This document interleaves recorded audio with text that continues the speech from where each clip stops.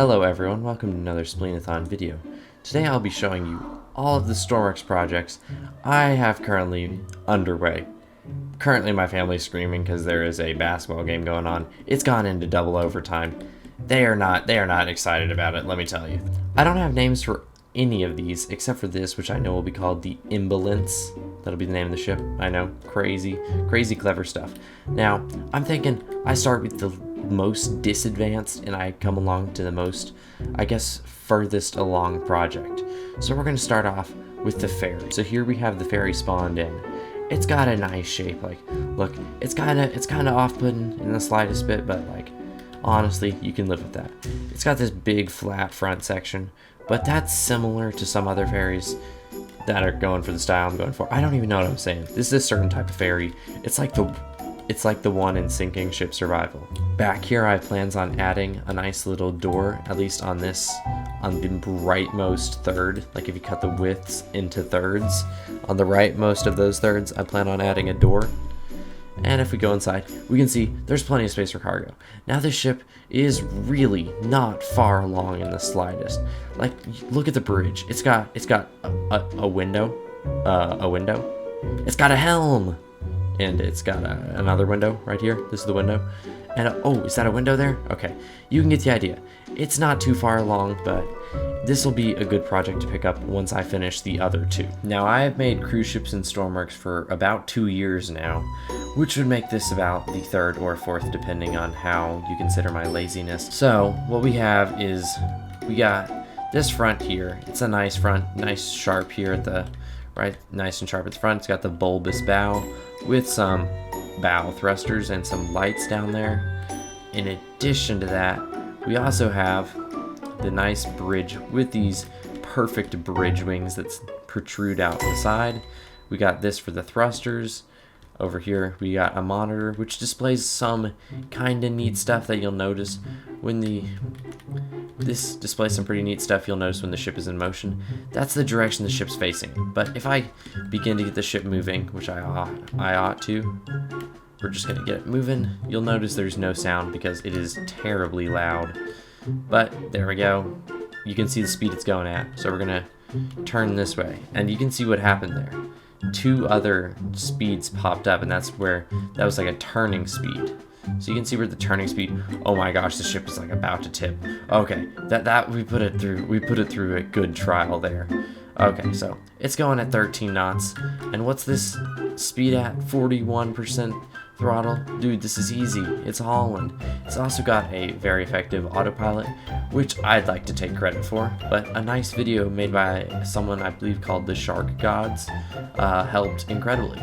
So we got a bunch of lights on the ship. We got navigation lights and logo lights, which I did add, but unfortunately I forgot to save it, so that's a shame. We also have spotlights up ahead there for that nice little tree. We got bridge lights for in here. We got backlights, which are by far some of the most important lights. If I had to get rid of every other light in the ship, I think I might just keep the backlights, because these are incredible. We got the engine RPS, and that's correct. There are 12 engines on this ship, with the engine temperatures as well. And this is considered starboard engine throttle and port engine, but that's just because the different, like 6 engines is qualified as 1 engine in my eyes. We got underwater lights, we got deck lights, and we got exterior lights. Now, it's a general trend that exterior lights is going to be the meanest of all of them. It's very unlikely this elevator would exist without Mr. and Jersey tutorials, but that is besides the point since I'm a professional at everything I do. So you can see the elevator, it goes through, it's almost a cylindrical shape elevator. I tried my hardest, okay? So in here, we got a nice atrium. That up there is the foyer, like a nice entrance, but this is the atrium, and we can go further down. We're going to crew access, and we're going to take this nice staircase down. Now there is another staircase up ahead, but we're going to talk about a mistake I made with that later. So we got 6 engines over here, and 6 engines over here. This is the most overpowered cruise ship in Stormworks. We got, what, a generator? So we got 2 more engines. These are to power the generators. However, the engines seem to provide a battery output. Not sure what's up with that. We also have this maintenance hatch, and when you open this and you fill it with water, and once that's full, this will unlock, and then once that's unlocked, you can go through here into here, Okay, the ship was in motion. Apparently that was a mistake. And so when this is unlocked, you can go from here into here, and then you can go from here out into the bottom of the ship. However, I seem to have forgotten that the ship was in motion, so that was a pretty dumb decision. Alright, so now that we are back in here, we can go on to here, and we can go past all the stuff here, and we go into the engineering room. Now, the engineering room's got some stuff. It's got the same stuff that it had in the bridge, and I plan on adding some because the engines are azipods, which means the engines can swivel, the actual propeller type can swivel. We also have the fuel indicator here for the humongous fuel tank in here. Now, incidentally, you can see this pipe here. This pipe is my way of making piping easier in this game. And why would you say that? You'd say, oh, this pipe is way easier to use than making your own pipe. And I would say you'd be right, except for the part where you're wrong. If you have a pipe long enough, you'll need to start using pumps. Now, I really despise the use of pumps.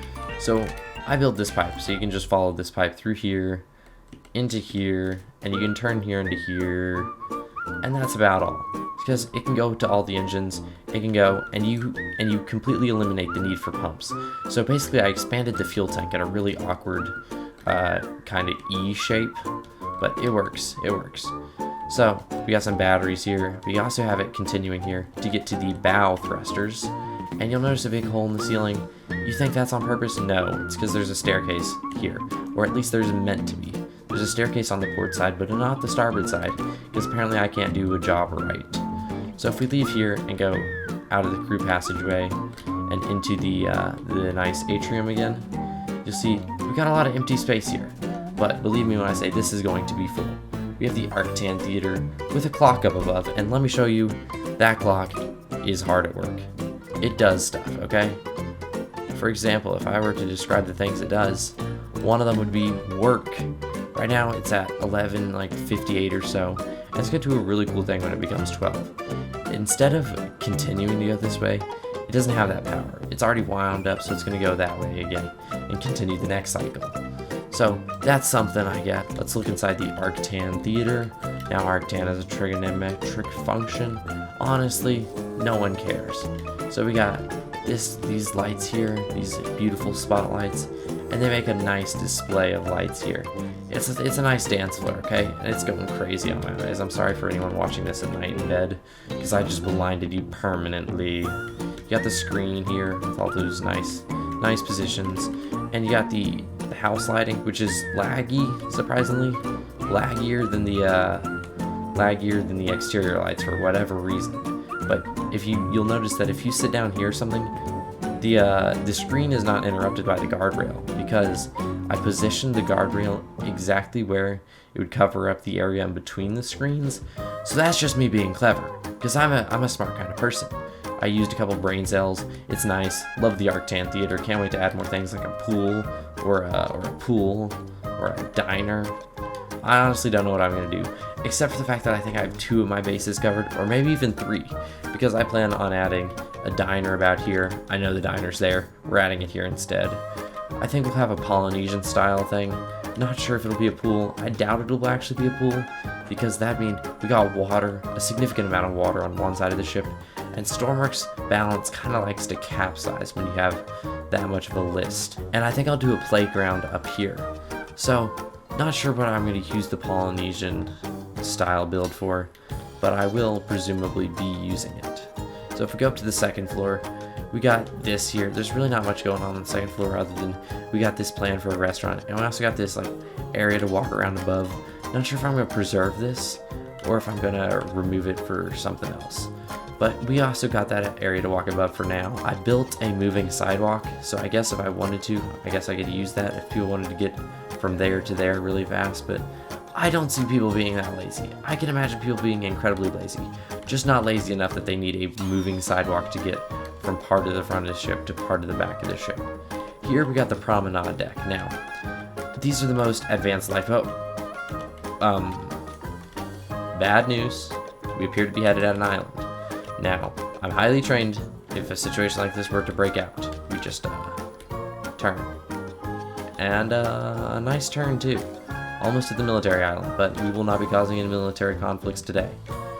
So out here on the promenade deck, we have the lifeboats, the most advanced lifeboats I've ever made, and maybe some of the most advanced lifeboats in Stormworks.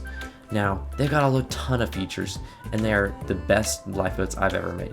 So they got stabilization, which is the feature that makes this promenade deck the most inconvenient, and it's these fin rudders here. I can't walk, so you gotta crouch underneath it, but that's whatever, you'll live. By the way, over here, the promenade deck is excellent. You can stand in front of the lifeboats, get a good view out, and you also got this nice ship access. Now, let me tell you, this is intimidating. You do not want to find yourself in the deep ocean with that door open. That would be a scary sight, to see humongous waves and that door open. Here we have it's like a lounge, maybe a restaurant. I'm not sure what's going on here, but that's my plans. It's like a 2-story lounge or restaurant. Got a nice staircase here, and it also has none other than access to the bow deck, which is gorgeous. You can see the very square shaped ship. I didn't really do that on purpose. I mean, it turned out really nice, more nice than whenever I try to make it round, which is more just like an octagon or whatever, because Stormworks does not like using windows with anything other than octagons and squares. So we'll keep to that for now. And you can see this wide window here. You might be thinking, but Spleenathon, you missed this area here. And to that I say, you'd be wrong. This looks blue, but if I were to shine my flashlight on it, it's also white. So I guess if this were better lit up, you would see that the area surrounding there is white. However, now that I'm thinking about this, I'm starting to rethink it. Maybe I should paint that blue, that area up there green, that area there green, that area blue. I mean, it kind of makes more sense than just leaving it white. Out here, we got the lifeboat deck.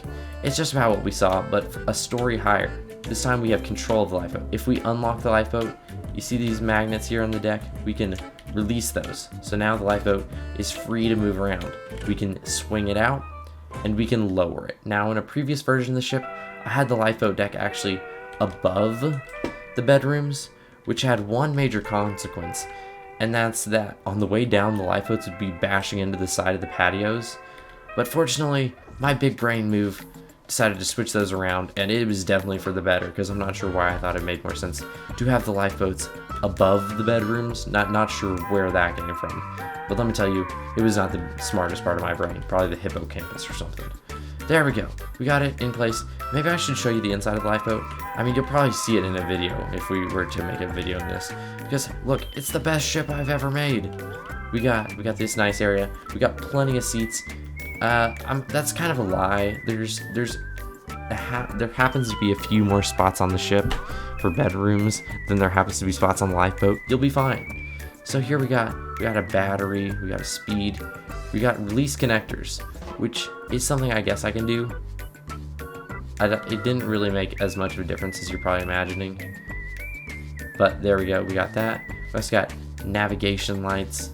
Those do that, and it's also got these green and red light on the other side. It turns on a spotlight at the front though, which is pretty annoying. And it got boarding lights, which is just one nice kind of bright bluish color. It's a nice bright light with a bluish hue. It's very beautiful.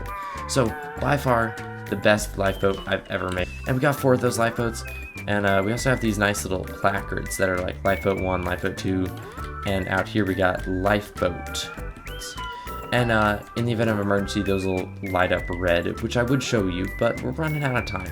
We got this nice staircase here, and we got this piano here.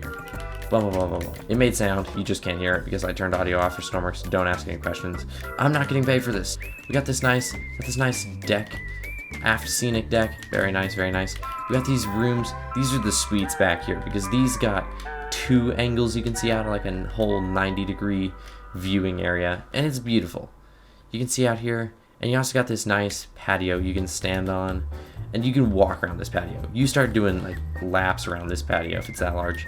You got a TV here, which shows the front of the ship in incredibly good quality, and you got a lamp here. It's whatever. It's whatever. Now, a room like with a different number. This is the typical room. I think all rooms are like this one. You got a chair here. You got a nice patio. You got these beds, a lamp, and a TV of the same thing. So honestly, you pay for more and you get about the same, it just with a little more space. If we go up another one, I will show you the final suite on the ship. I'm calling the elevator because we're gonna need that to get up the next story. I'm not sure if that's like a design flaw for emergency, but room 200, the nicest suite of all. We got a nice double bed here, a nice luscious blue color, 2 lamps. Nice bed stand and footrest. Got a closet with all the stuff anyone could possibly need for any cruise in Stormworks. Got a patio with a beautiful view, including what's kind of going on in there. And over here, we got a nice little rug. You got another patio. What kind of bedroom has 2 patios? I don't know. It's for someone who's going crazy. You got a bed here for someone who wants to sleep on the couch. We also got a TV. And it's got quite the thing. It's got the channel number. Like, you can look at channel 1, channel 2, channel 3, channel 4, channel 5, and I think channel 5 is the limit. But the ship is coming together nicely. We got that nice little nightstand there, or whatever, dresser. And now we're going up to the top of the ship on deck 7. Now, the elevator also has a light, and I'd like to point out this beautiful painting I did for the top story. Very nice, very nice. And if I come out here, I can see some detail and see a nice it's missing some details, but it's got these nice air ducts. And that funnel up there, you might be thinking, my oh my, that is a rather short funnel. And you would be correct, because this is the Bildheim. And here we got 2 bathrooms. We got the boys' bathroom and the girls' bathroom. Very beautiful placards, if I say so myself. Gentlemen with 2 urinals and a toilet. And it's got these sinks. And women's with sinks and just 1 toilet, because women don't use urinals, and I don't think there was a way to fit another toilet in there. So in the front we got this here. I have intentions on adding like some lounging chairs up here. Not sure what else to add. Maybe some tennis, maybe a rock climbing wall. Like, I'm brainstorming these ideas right now, surprisingly. And I tried adding a pool here. It did not work. The ship was incredibly difficult to balance when it was that top heavy. But yeah, I think that's about all for the cruise ship, which means I have one more work in progress thing for me to show you. So here I'm spawning in the latest co-planner plane. Now let me tell you, this thing is really far along. I wouldn't be surprised if you see this on the workshop in the next couple weeks. Now, it's a cargo plane, but it will most certainly be dubbed, I guess, into a passenger plane. So I'm just gonna start by getting it out of the hangar. And there's many ways to achieve this. We got a laboratory. I guess this is the first thing I'll show you. It has 2 mirrors, 2 monitors, and 2 cameras, which works kind of discreetly. Like, yeah, it kind of works like that when you're over the crease, and when you're over here, it works exceptionally. And over here, works too. And over here, can't even tell because I'm obviously not there. But if I get too close, it kind of starts to break down a little. That looks like a too skinny of a person. That looks like an incredibly big person. And if I'm sitting down, that's literally 2 separate people in the same bathroom. Kind of problematic, but it's alright. We got this diagram of a plane, which I'll get into in more detail. You can see some things lazily thrown around, but there's all a method to my madness, I'll say. We got plenty of lights. We're going to turn on this thing called taxi speed. Now, I'm not sure what that just did. I think that just changed the pressure in front of the engines and behind the engines, which is surprising. That's actually news to me, because it most certainly didn't really do that by any other way. And getting this fan blade spinning, which just starts pushing it. Like, you'll notice in normal flight, this thing is hidden. It has a perfect, like, octagon-shaped hole there, which it will tuck away, and you can see it tuck away. So, when I turn taxi speed, and the same thing for reverse thrust. It sends that down, but it sends the thrust in the opposite direction. Cargo bay light and a loading light. Now it's a little bit of lag, but you'll live. We're out of the hangar, it's fine. Not sure that makes a difference actually, but we open this humongous loading door. It opens nicely. You can load cargo in. And one of my favorite things about this is I used to have a problem where if it opened more than like 45 degrees, then they would be clipping terribly and it would have a big problem. But it's only opened, what, like 30 degrees or something? And one of the benefits of that is if you like go here and you follow this, like it dodges everything. Like it doesn't need to be open any more than this because the actual shape of the tail, it doesn't need to be any more open. So we can close that. It'll come back down. Those will lock into place, those will lock into place, and those will lock into place. We also have these distance sensors here, and these distance sensors here and on the door. So this microcontroller is basically telling me which one of these has the least value, which one of these has the smallest value, and then it'll choose whichever one has the smallest value, and it'll plot a point on here relative to it. And same thing here, it'll do that in the front, and it'll draw a line between those 2 points, marking where the cargo, I guess it thinks, could be. And it'll recognize if this door is open, or if that whole thing is open. So it'll recognize if there's cargo in the plane or not. I guess I can show you underneath here in the maintenance hatch. We got these nice things going on here. We got compass sensor that's used for the autopilot. Yes, we got landing gear, instrument panel. We got all sorts of microcontrollers, and they're well sorted out here. This is for fuel dump. We don't want to use it, but if we have to, I guess we will. I doubt we're going to use the runway. We're all just going to send this straight forward. And we're going to see if we can get this thing to take off just how I want it to. You can see the engines have powered up, all 4 of them. Now you're thinking, 4 engines? A plane this small? Isn't that a little overpowered? And to that I say, well, it takes up the entire workbench, so is it really that small? And additionally, yes, it is overpowered. This thing flies just fine with only 2 engines. But I have all 4 here included, just for the sake of, I don't know, in case of emergency, you lose an engine, you literally can continue flying no problem. You can see all the co-planner stuff. We got the nice logo on the tail, illuminated the cool way we do it. We got the co-planner written out, I guess as lame text. It's whatever, it's whatever. Alright, now we're gonna come in for the craziest landing. This is the worst approach I've done in centuries, but whatever. Remove waypoint, there we go. Whatever. Come on. Looks like, okay, I was gonna say, looks like we'll be using the taxiway for landing. But I was like, no, we're not. No, I'm actually backing down on that, as we definitely are about to use this for landing. Okay. Oh, smooth. Okay, kind of little bounce there. It's fine. Let's deploy that reverse thrust I was speaking about. Reverse thrust. It's going. It's stopping the plane. Incredible power. I guess we can just do our brakes if we need. And there, the plane is most certainly stopped now. And that's everything. Turn off the engines. It's great. We also have this here for the ETO, I believe, for the ratio of thrust, of pressure between the front of the engine and the back of the engine. It'll be pretty helpful in some instance or something.